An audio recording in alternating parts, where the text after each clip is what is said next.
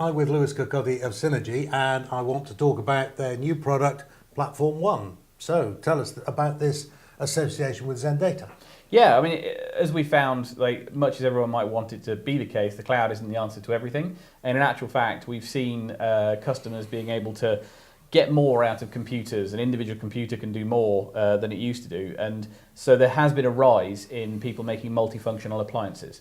So we've had a fantastic relationship with XenData for a number of years now. They produce some very high quality, very keenly priced HSM storage systems. You've got tape libraries and disk storage subsystems. And so we were working with them and talking with them. And these days, the server that they use to host their software that runs and drives the brain of the storage subsystem, it's got excess power. There's more than enough capacity on there to actually run some other tasks. So one of the things we've then done is team up with these guys and certify their platform to be able to then produce an appliance we're calling Platform One, to then ship that to customers with all our software pre-installed, all ready to go and certified, and with a very easy path for customers to get warranty and maintenance and no questions about what do I need. It's like the appliance will work. And then customers and partners are able to then light up the Cinegy components with just a software key. So it's a very powerful option for customers to get up and spinning quickly. They get a platform that can be serviced worldwide and managed on a hardware basis, which is something we don't do. And so it's great our partners are able to do that. And then there's no questions about how to go about setting up the Cinegy system and is this the right thing to do it on. It's been certified by us, and we can then just provide them an installation service to be like, okay, we're just going to put some serial numbers in and now we can take you through the configuration and management of this. And there's no questions about what do I need to buy, what do I need to cable. That's a hugely convenient way to deliver something. As you say, it's all pre-installed. You simply turn it on when you pay the license fee. So the XenData platform itself is shared storage with tape backup. Yeah, so the idea is that there's spinning disk to take media assets into, ingest them, transcode onto them, manage them, work with them. But it's still the case that linear tape backup has the capacity and the ability to take it offline, consuming no power, shelve it, vault it, and expand through robots and slots on shelves. That mean there is still a very valuable purpose behind taking things off that spinning disk and using that as kind of a cache area. So this appliance includes all that XenData capability, which has been around for years now and has been successfully deployed by customers as bespoke components next to Cinegy parts, and now it's all in one. So you're up and running really quickly to just provision that storage and then have that disk starting to be backed up immediately to the LTO drive that comes with the appliance.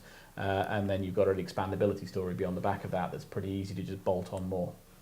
And both levels are expandable, so you can go from 100 or so terabytes up on spinning disks and, well, as many tapes as you need. Yes, yeah. I mean, this is a module to get you started, and once customers start to scale beyond a certain point, then somebody does at some point need to kind of stop and think a little bit about scaling for capacity and when it's time to make that decision to invest in a new, bigger robot or to switch over from one generation LTO to another. So we can't solve all the problems in one swift move. But what we can do is get straight into you're up, you're running, you're good to go for X capacity. We can bolt on this much more, and then if you start growing even more, then you've got to start looking a little bit more carefully. In a couple of years' time, when the next LTO comes out, at what point is it actually worthwhile to replace kit rather than to keep adding to existing kit on legacy modes. But then at that point, you've got a very easy way to, we will evolve the platform moving ahead. So because the Cinegy side is just software, it'll be very easy to just move that part along as the hardware goes. So while it is an appliance, it's still just our software, and migration and movement will be just as easy as it always was. So essentially it is the classic design of software that your bit at the top communicates through to the storage and archiving at the bottom. Yes. And if either side updates, it's simply the relationship between the two that needs to be changed. Yeah. I mean, we've got the integration with XenData we've had for years, and it's just worked reliably for years. So there's no compatibility concerns at all. Yeah. We're up to LTO 8 now. LTO is the standard now and forever, really. It won the war, really. I mean, Yeah. it's the VHS to SDLT's Betamax. Yeah. So yeah, and that's the de facto linear tape standard. And while some people have been proletizing the death of tape for some time, it still meets that requirement. Sometimes regulatory legal requirements where you literally have to take things off site, and unplugging a drive and moving it, you have to ruggedize that drive, whereas the cartridges are pre-ruggedized. They're designed to be shelved, vibrated, moved around to a tolerance that spinning drives aren't, and flash drives would be eye-wateringly, devastatingly expensive for. So much as the world is thinking, gosh, still magnetic tape, rush me my 1980s paraphernalia, it turns out that it's still meeting a requirement, and the engineers keep pulling off magic with magnetic bits. Yeah. And LTFS on the tape, so it's it's all but unbeatable, all but indestructible. Well, I mean, the LTFS angle means that the days of being locked into a proprietary format are gone. It means that in the event that you decide you want to pluck a tape, you'll be able to use it in a way that systems that don't support LTFS like Xen do can mean you are then trapped going, gosh, I've got all these lovely tapes and I can't read them. Yeah. I've had to work through my past in various kind of data retrieval recovery and like crafting special scripts to try and pull files off the magnetic stuff to move it. And you don't want any part of that. And if you've got a standard like LTFS as the base format, you know that you can think, cool, in 20 years' time, someone's still going to be able to understand what this means because it's a standard. Sure.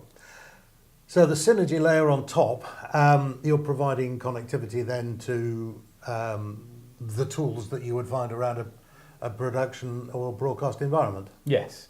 So which elements you choose to license in the appliance is really up to you. So it's not just a one size fits all. Here's the big price tag. I hope you want to use it all. They're individually licensable components. So you can choose that is just the main archive, and then you'll connect some desktop clients to it. And there'll be some tools off appliance for that. Maybe you've got some physical boxes that have SDI equipment in to capture off tapes. We don't know.